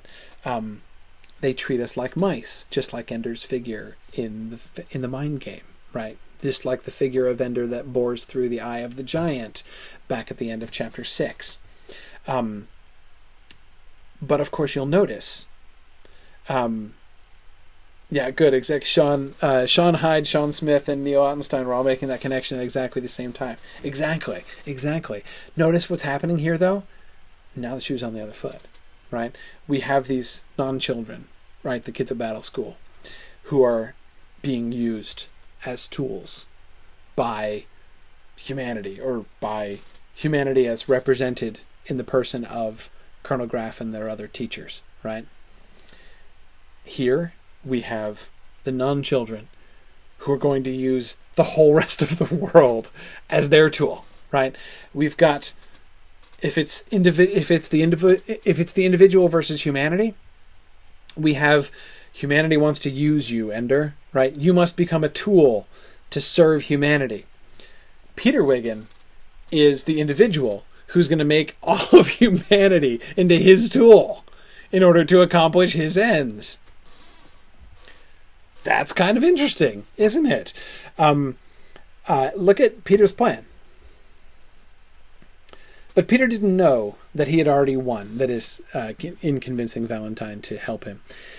If I believe that, if I accept that, then I've got to sit back and watch while all the opportunities vanish, and then when I'm old enough, it's too late. That is, if I believe that I can't affect anything because I'm only 12. Val, listen to me. I know how you feel about me. You always have. I was a vicious, nasty brother. I was cruel to you and crueler to Ender before they took him. But I didn't hate you. I loved you both. I just had to be... and to have control. Do you understand that? It's the most important thing to me. It's my greatest gift. I can see where the weak points are. I can see how to get in and use them. I just see those things, even without trying. I could become a businessman and run some big corporation. I'd scramble and maneuver until I was at the top of everything, and what would I have? Nothing. I'm going to rule, Val. I'm going to have control of something, but I want it to be something worth ruling. I want to accomplish something worthwhile, a Pax Americana through the whole world, so that when somebody else comes after we beat the buggers, when somebody else comes here to defeat us, they'll find we've already spread over 1,000 worlds. We're at peace with ourselves and impossible to destroy. Do you understand? I want to save mankind from self-destruction.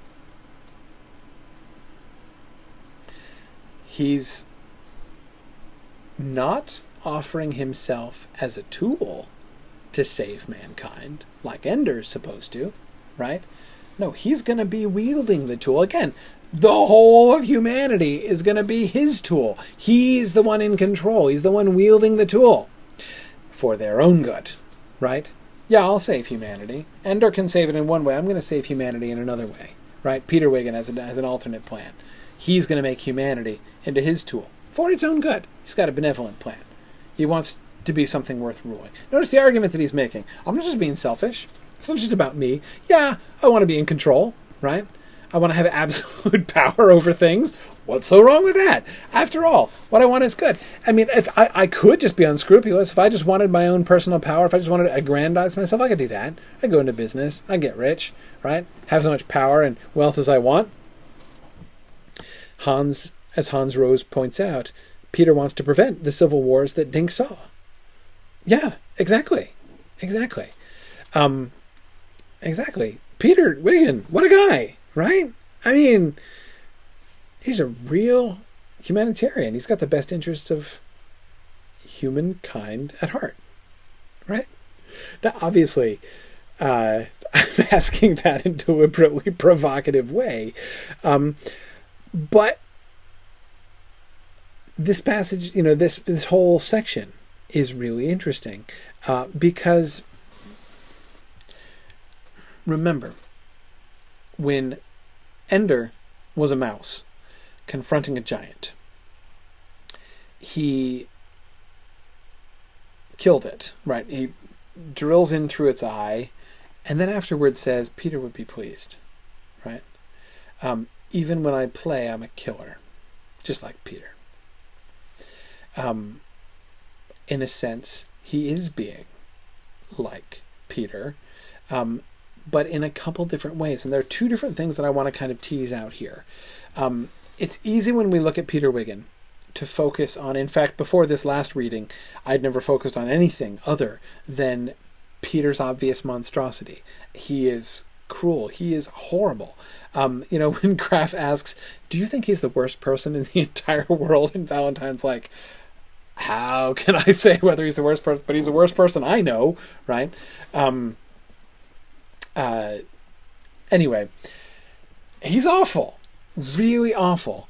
And we see how manipulative he is. We have absolutely, as Valentine does, have every reason in the world to hear him say this and disbelieve it, right? This isn't true. This isn't what he wants. This is just how he gets what he wants, which is power over. He wants people to fear him. He is a killer. He is a murderer in his heart, right? That's how Peter's been described by Ender and by Valentine from the beginning, right? This is just a ploy. He's just wanting to make Valentine his tool, which he does. Yes, maybe.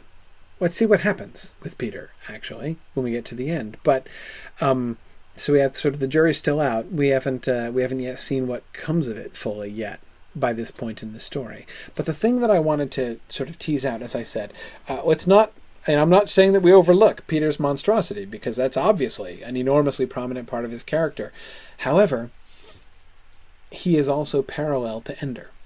That is, both of them are individuals. Both of them are set apart from the rest of humanity. Both of them are special. Remember that language again from the last class, in the early chapters when Graff is talking about those individuals of genius, right? That humanity brings forth, those individuals of genius that are necessary in order to accomplish great things for humanity and to move, humanity forward. Ender is one, but Peter is one too. Peter is as smart as Ender, but just more vicious, we're told. So anyway, so one of the things that we have here is not just the monstrous, horrible, unscrupulous person trying to get power for himself, but also the individual relating to humanity. And as I was suggesting, in Peter we see the individual and humanity related in exactly the opposite way that we see the individual and humanity related in Ender's case. Peter is not a tool. He's not going to be used. He is the user, not the usee. He's going to make all of humanity into his tool, and that's what he's going to manipulate people. All of people, the masses of people, until everyone in the world, until he is hegemon, and everyone in the world does what he wants them to do. Humanity as a whole. Peter's, in one sense, Peter's monstrosity is his radical nonconformity. He refuses to accept these boundaries. Valentine says, you're just a kid. You can't take over the world as a 12-year-old. Peter says, forget about that, right? I'm not going to be restricted by these boundaries. I'm not going to play society's game. I'm not going to play along with the rules that humanity has set down, just like Ender. Right? Whether it means kicking over the glasses that the giant puts in front of him, or whether it means kicking Stilson in the face when he's down, right? Ender is not going to, and Peter is not going to conform to the framework that's to the given parameters that are established. Peter is the individual not submitting as a tool, but turning on the collective, on humanity as a whole. He's the mouse who's not going to take either drink. Does that mean being a monster? Yeah, apparently it does. The Ender mouse goes through the giant's eye, kills it in this gruesome way.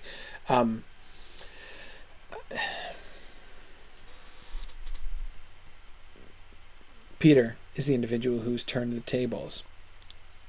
But that's associated, seems almost inescapably associated with monstrosity, not just nonconformity, but monstrosity, with violence, with the breaking of taboos. Again, like not just breaking the rules of the game, but crossing those lines like Ender crossed with Stilson.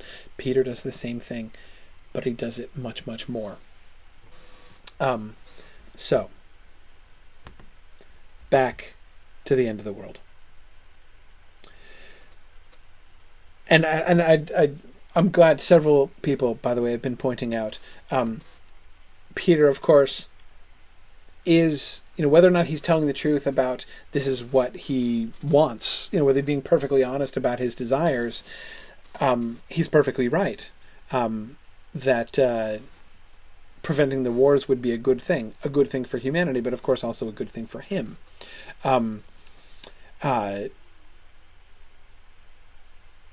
Yeah, Peter certainly sees what Dink sees and more.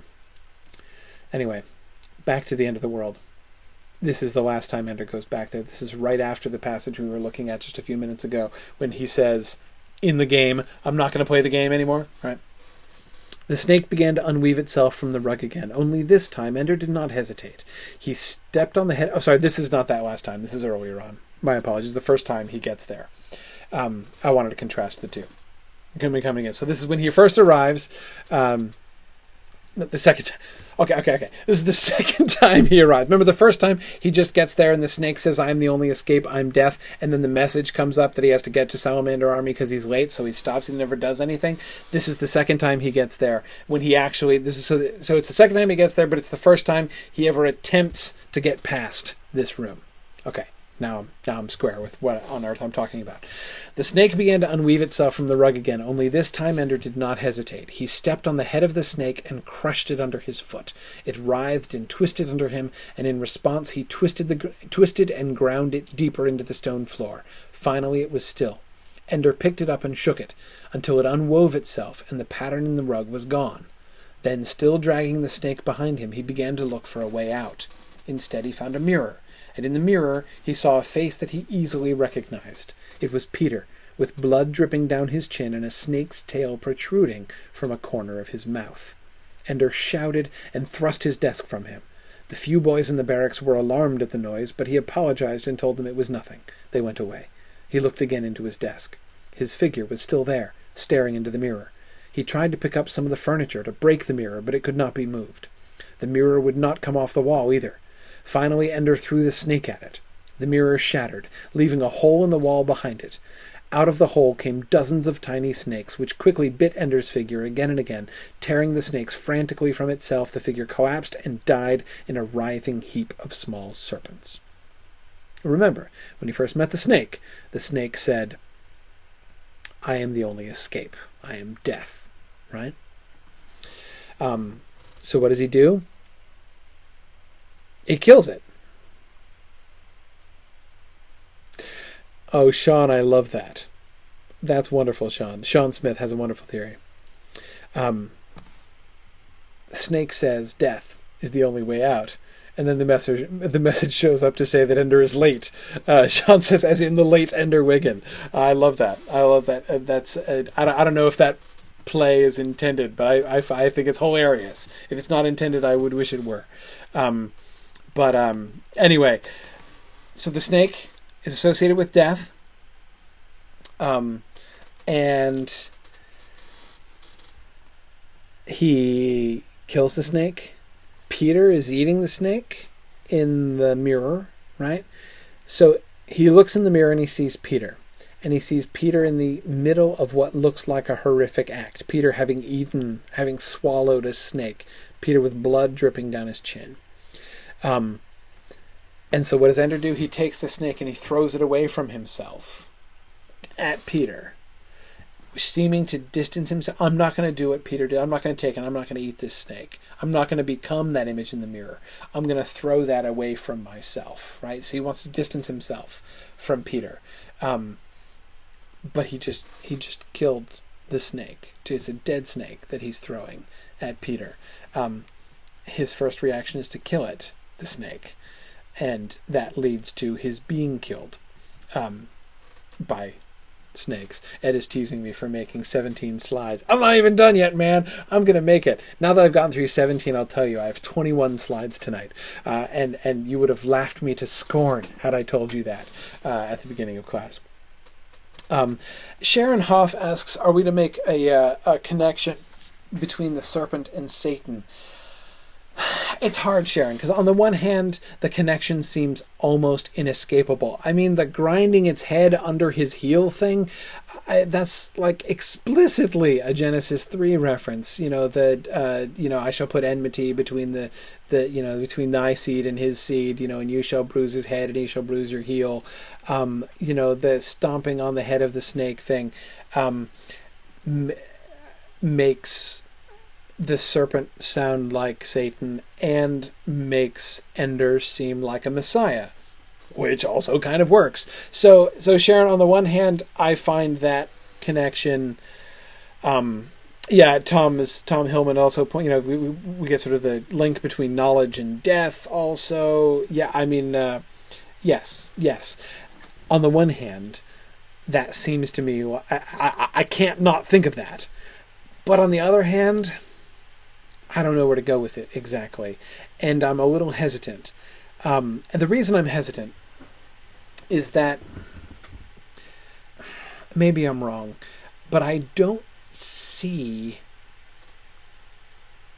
the justification. It doesn't feel right. I mean, how squishy does that sound, right? What I mean by that, go back to what I was saying about the giant's drink at the beginning, and when I was trying to explain why with the end of the world, why I felt that, felt confident. in doing these kinds of interpretations, of trying to do readings to say, what is the meaning, to be doing something almost like, at least, if not explicitly, an allegorical unpacking of what we're seeing going on here in the mind game. And I was saying that I feel justified in doing that because the story itself insists on it. We have the characters in the story, first Ender and then the teachers, doing this again and again, insisting on this interpretation, insisting that there is a meaning, that it does have meaning, and they are trying to figure it out, and I think we are invited or even encouraged to try to figure it out too. That fact, that trend within the story makes me feel very confident in doing this kind of reading of this passage. But the Bible stuff, Sharon, I feel less confident with it because the rest of the story doesn't seem to me to bear it out. It's isolated. That one moment, I mean, Sharon, I want to keep emphasizing that is something that I can't escape that when I hear that passage. And you're right, Sharon went on to add that, the religion thing is an issue at the beginning, though, we'll hold him with his dad being Catholic and his mom being Mormon. The significance of religion, yeah, but again, specific biblical allegories and parallels, I don't see it in any other than a really kind of a forced way. It feels forced to me. If I make the step, if I take that step, Sharon, and say, okay, all right, snakes, the snake equals Satan, or at least we're supposed to be remembering the serpent in the garden. We're supposed to be remembering Genesis chapter 3. I feel like I feel like I'm on a dead-end street. I don't see where it goes. It doesn't, just as, again, to take the other example that I was doing earlier, when we look at the wolf children scene, right? And I look at that, and then I move out from that to the rest of the book, and immediately I'm like, oh yeah, look at that. It connects with this, it connects with that. It's an idea. This is really how I evaluate readings. If you do a reading of a passage, if you sort of understand it working in this one particular way, and understanding it in that way helps to open up many things in the rest of the story, helps to draw your attention to other things and establish connections that you didn't see before, that's kind of the definition to me of a reading that works. But Sharon, I don't have that feeling here. Again, though, as I say, I agree, and I can't divorce that image from the Genesis 3 passage. It feels like a dead end to me. I don't get that same experience of this connecting in other places. Carolyn says, snake is a symbol for life and rebirth in other religions and mythologies. Yes, that's true, Carolyn, but it's specifically the image that Sharon is pointing to there, which the image of crushing the head of a serpent under the heel. That's why I'm going to Genesis chapter 3. Again, it's not just the general snakes make me think of Genesis, and so I'm thinking we're in the Old Testament. It's that very concrete, very specific image of the crushing of the head of a serpent under the heel of a Messiah figure. That's a very particular reference. That's why I'm talking about a specifically biblical reference, a specifically Old Testament reference for that. But again, I don't, is that, Sharon suggests maybe it's a clumsy attempt on Card's part, possibly. Maybe there was an intention on his, we talked about intention and meaning before. Maybe he was intending something and it didn't work, and his intention failed there. That's possible. Maybe he was trying to draw a more sort of biblical analogy there and it just doesn't work in the story, maybe. But that's kind of where I end up. That if I try to go there, I find it doesn't work. Anyway, Tommy McGuire says that my definition of a reading that works is the definition of a good math or scientific theorem too. Yeah, Tommy, I've always found those things as being very consistent. I was a double major in astrophysics and English as an undergraduate, and I always found that the kind of thinking that you do certainly, when you go beyond the introductory level in science, beyond the I've got to memorize a bunch of formulas stage of learning science,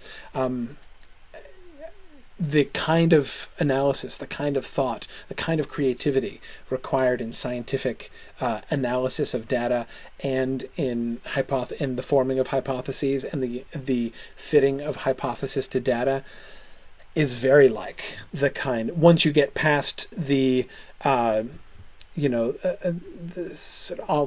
sort of crude introductory attempts to, again, when you're in an English class, just sort of accepting parameters, just sort of being accept, like, okay, this is what I am being told, that this is the meaning of this book. Okay, that is the meaning. I'll try to remember that is the meaning of it. Again, when you get past that, I always found those two things very closely connected. So I'm really interested to hear you say that, Tommy. Okay.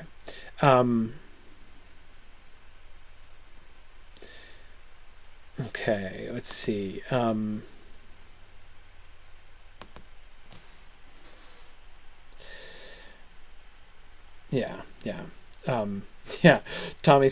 adds, he says, an answer that doesn't raise more questions is just an answer. One that does is a potential dissertation or research career. Yeah, again, just it's an interpretation which opens up new ways of thinking about an entire text, which really invites you to see many things from a new point of view, to grant the entire story a new dimension of richness that you hadn't seen before. Yeah, again, to me, that's what makes a really good reading. That's what. And again, I said at the very beginning that I felt that Ender's Game was really sort of standing up to analysis even better than I expected it to, and I've been really surprised and delighted by it. Again, that's in my mind the definition of a great work of literature, something that when you do it doesn't always happen. Sometimes the closer you look at something, the sort of flatter it looks. That happens sometimes. That certainly hasn't been my experience here this time. Let me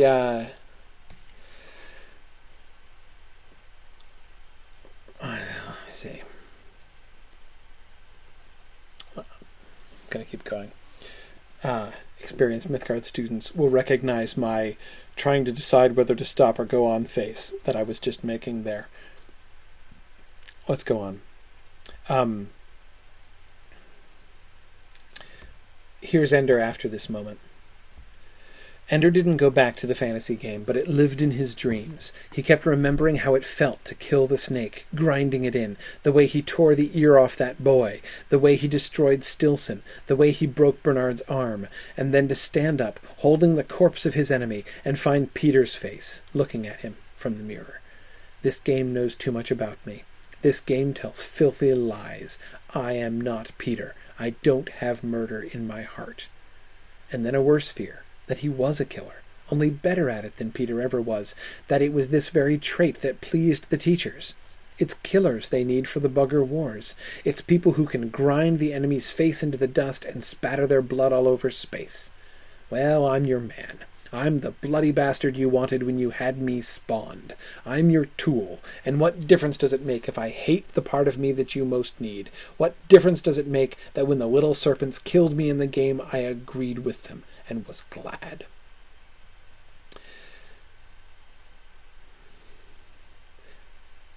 You see the irony, though? I mean, on the one hand, we can understand this, and we can see that, we can understand the terms, we can see how they are in fact making that is in fact precisely the tool that they need, right? And he sees them shaping him in this way. He doesn't want to identify himself with that, but then at the same time he's sort of embracing it, but he's not justifying it, right? He's saying, okay, I'm your man, I'm going to be your tool, I will grind the heads of snakes into the ground. Notice, Sharon, he's feeling bad about this. Like, this is why I can't get it. I can't go there. Like serpent as Satan thing. Like, people like, oh, poor Satan, I feel really bad about myself. That's just, it doesn't work. Anyway, leaving it behind. But this is a perfect illustration of one of those dead ends that I felt like I butted up against there. Anyhow, he accepts it. He submits to being the tool, though he hates it and hates himself for doing it. But again, notice the irony. Fine, I'll be Peter. But I'll be better at it than Peter, right? But no, he's not like Peter, because Peter is not a tool. Peter is the user of the tool, not a tool, right? He is, in submitting to being like Peter, he's making himself unlike Peter, in fact, in this other way. Again, there is that monstrosity. He's becoming a monster, like Peter. He is, if not enjoying the pain of others, at least becoming more and more adept and willing to inflict it, right? But anyway, in a different way, in a way which seems to me even more fundamental, he's being unlike Peter. Notice that he's again emulating humanity. The choice that humanity is going to make. Humanity wants a tool like this, right? Humanity itself as a whole, by the fact that it is asking for a tool to do what it is asking Ender to do, by that fact, humanity as a whole seems to be embracing being like Peter, right? That in fact, Peter is not a deviant. He's not a monster. He's humanity, right? This is what humanity wants. This is what humanity has chosen. But again, Peter breaks the norms. Peter is not, in fact, like the rest of humanity. Look at Valentine's point of view. Graff, speaking with her, asks, "Why are you crying?" She shook her head. She couldn't explain what it was like to think of her little brother, who was so good, whom she had protected for so long, and then remember that she was now Peter's ally, Peter's helper, Peter's slave, Peter's tool, in a scheme that was completely out of her control. Ender never surrendered to Peter, but I have turned. I've become part of him as Ender never was. Ender never gave in, she said. To what? To Peter. To being like Peter. They walked in silence along the goal line. But in that passage, it's exactly what we saw Ender doing, giving in. Fine, I'll be your tool. Right? I'll mash the heads of snakes. Fine. That's what I'll do. How would Ender ever be like Peter? Valentine shuddered. I already told you. But Ender never did that kind of thing. He was just a little boy. We both wanted to, though. We both wanted to kill Peter. No, that isn't true. We never said it. Ender never said that he wanted to do that. I just thought it. It was me, not Ender. He never said that he wanted to kill him. What did he want? He just didn't want to be... And Valentine never finishes that sentence. Didn't want to be like Peter? Didn't want to be a monster?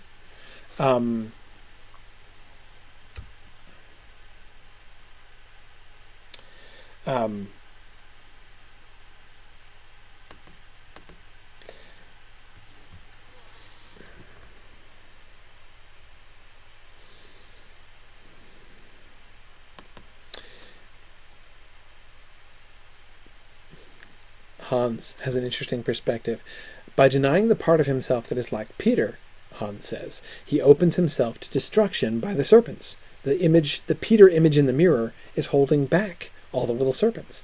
And Peter's eating one, right? He's eating the serpent. Yeah.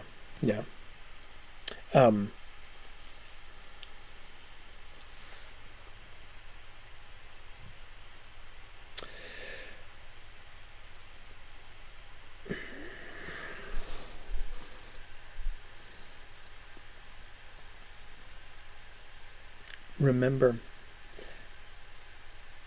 see how she maps this onto killing Peter? Right?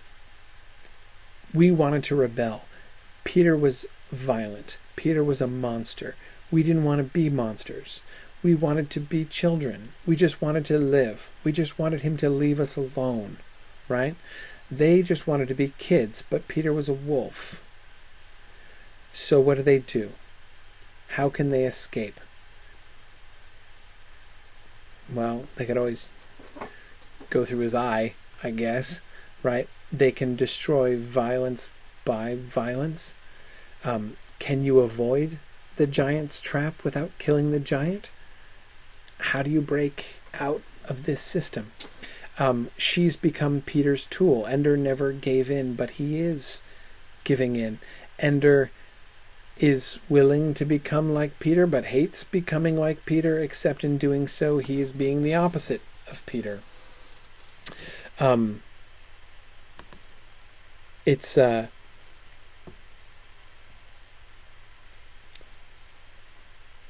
all very complicated, isn't it?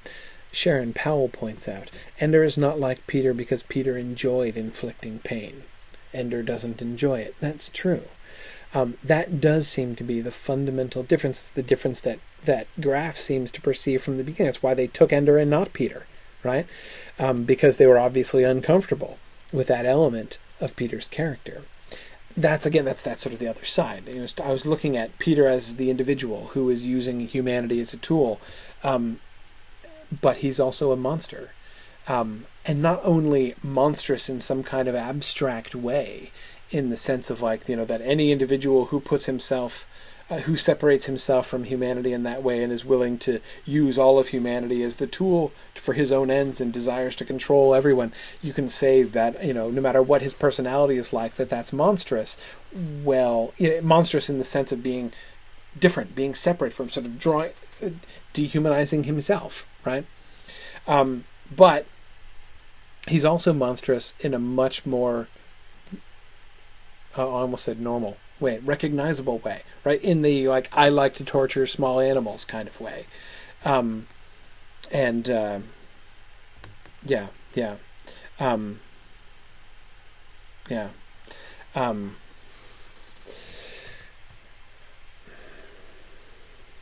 let's look at how all this comes together to some extent at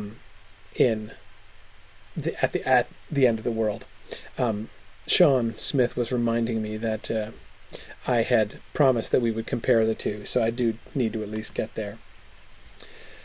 As always, the serpent waited in the tower room, unraveling itself from the rug on the floor, but this time Ender didn't grind it underfoot. This time he caught it in his hands, knelt before it, and gently, so gently, brought the snake's gaping mouth to his lips, and kissed. He had not meant to do that. He had meant to let the snake bite him on the mouth. Or perhaps he had meant to eat the snake alive, as Peter in the mirror had done, with his bloody chin and the snake's tail dangling from his lips. But he kissed it instead. And the snake in his hands thickened and bent into another shape, a human shape. It was Valentine, and she kissed him again. The snake could not be Valentine. He had killed it too often for it to be his sister. Peter had devoured it too often for Ender to bear it that it might have been Valentine all along. Was this what they planned when they let him read her letter? He didn't care. This time, when he confronts the serpent, who is death, which is the only escape, according to the serpent, right? He meets it not with violence, but with acceptance. He embraces the serpent. He kisses it, right? Is he giving in now? Ender never gave in. He never gave in to being like Peter. Note, it's not the same. He's not doing the same thing to the... Peter ate the snake. He's kissing it, right? He's different from Peter. It's also not the same thing as giving into being Peter, right? It's not giving into Peter himself either. Does the snake equal Valentine? She turns into Valentine, right? We think about Valentine's letter, right? She is a tool. She submits herself to be a tool. She does give in to Peter, yeah, but worse, to the teachers, to Graff, right? She hates herself for being a tool, like Ender, right? I sold my brother and have been paid, she says.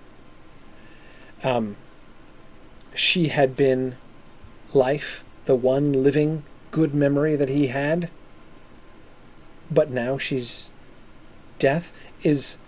Has a serpent turned into Valentine, or has Valentine turned into a serpent? Who's giving into whom here? Well, let's look at the end. She arose from the floor of the tower room and walked to the mirror.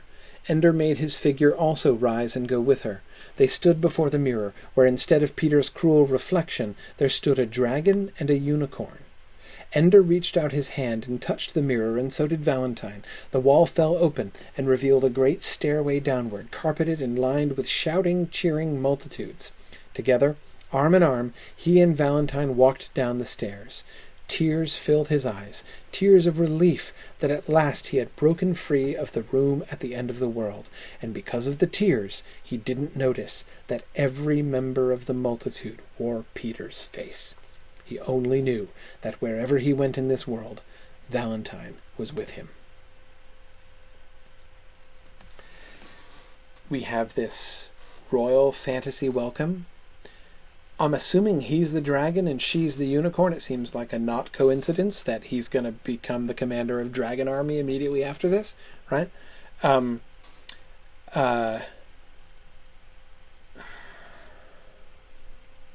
Unicorns associated with innocence and virginity, right? Thinking of Valentine's insistence upon his innocence and the way that she seems to be representing that kind of purity contrasted with Peter. But he's moving out past the end of the world into a new world where all of humanity wears Peter's face.